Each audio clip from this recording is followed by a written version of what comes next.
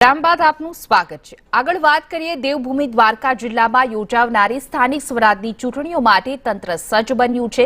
સલાયા નગરપાલિકાની ચૂંટણીને લઈ સંદેશની ટીમે મતદારોનું મિજાજ જાણ્યું હતું, જેમાં તેમણે જણાવ્યું હતું કે અનેક વિસ્તારોમાં ભૂગર્ભ ગટરની સમસ્યા, ઠેર ઠેર કચરાઓના ઢગ જોવા મળી રહ્યા છે। ત્યારે આ ચૂંટણીમાં પોતાની જવાબદારી સમજી શકે તેવા ઉમેદવારને જીતાડીશું।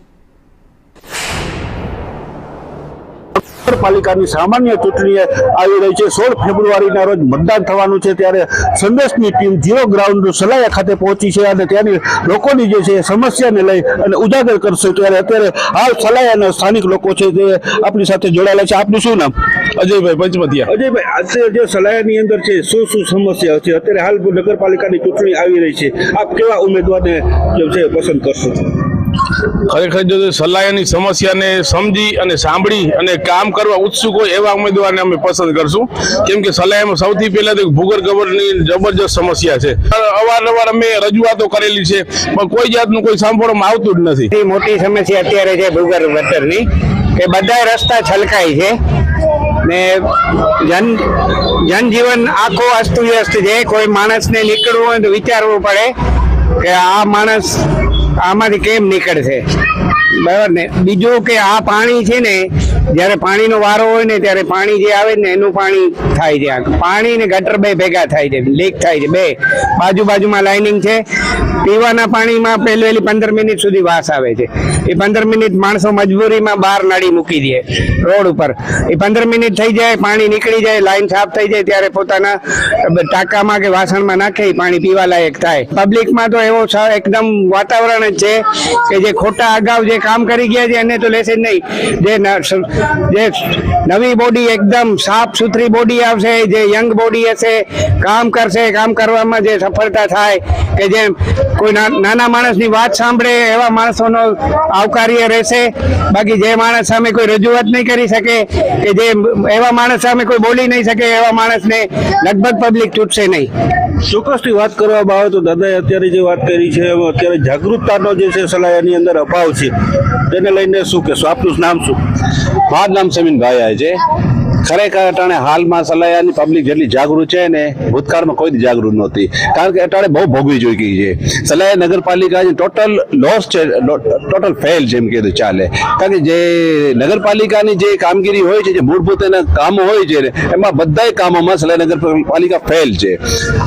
હમણાં શું હાલમાં શું થાય છે, નગરપાલિકા ચૂંટણી ચાલુ છે, પણ એમાંથી મોટા ભાગના ઉમેદવારો એવા તૈયાર થયા છે, એવા ઉભા થયા છે કે પબ્લિકમાંથી ઉભા છે, પબ્લિકને કામ કરવા માટે, કે આપણું કામ કરવા કોઈ નહીં આવે, કે આપણે જ કામ કરવું પડશે, આપણે જ કામ કરાવવું પડશે। અને એજ્યુકેશનનો અભાવ છે, તો એમાં થોડાક એજ્યુકેટેડ ઉભા થયા છે। અમે તો એવા ઈચ્છું કે કોઈ એજ્યુકેટેડ આવે કે જે આપણી જે ગરીબ પબ્લિક છે, જે અભણ પબ્લિક છે, એના મુદ્દાઓ સમજી એના સુધી સુવિધા પહોંચાડી શકે।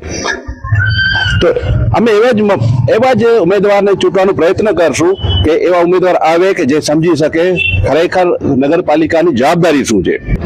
આ પહેલે એક સભ્યોને, એક વોર્ડના સભ્યમાં એક સભ્ય આવશે, મત પૂછશે કે તમે શું કરી શકશો મારા માટે।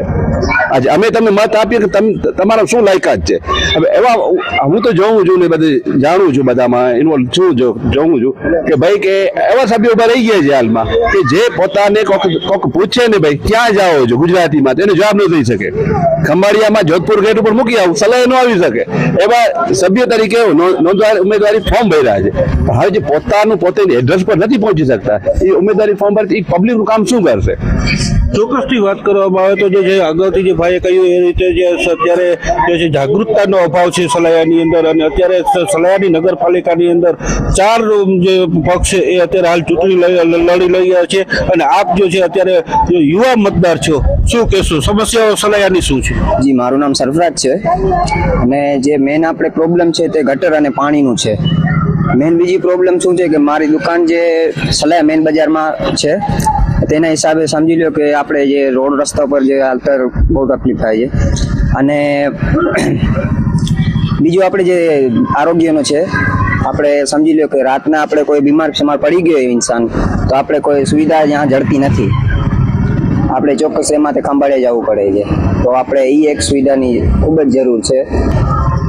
ચોક્કસથી અત્યારે વાત કરી છે એ રીતે સલાયામાં સ્થાનિક લોકોના અનેક પ્રશ્નો જે છે તે અત્યારે હાલ નગરપાલિકાની ચૂંટણી જે 16 તારીખે યોજવાની છે ત્યારે લોકો છે અત્યારે હાલ જાગૃત બની ચૂક્યા છે અને લોકો સમજી વિચારીને જ જે ઉમેદવાર જીતે તેને મત આપશે અને જે ઉમેદવાર કામ કરે તેવા જ ઉમેદવારને ચૂંટીને લઈ આવવાનો પ્રયાસ કરશે. જયસુખ મોદી, સંદેશ ન્યૂઝ, જામ ખંભાળિયા.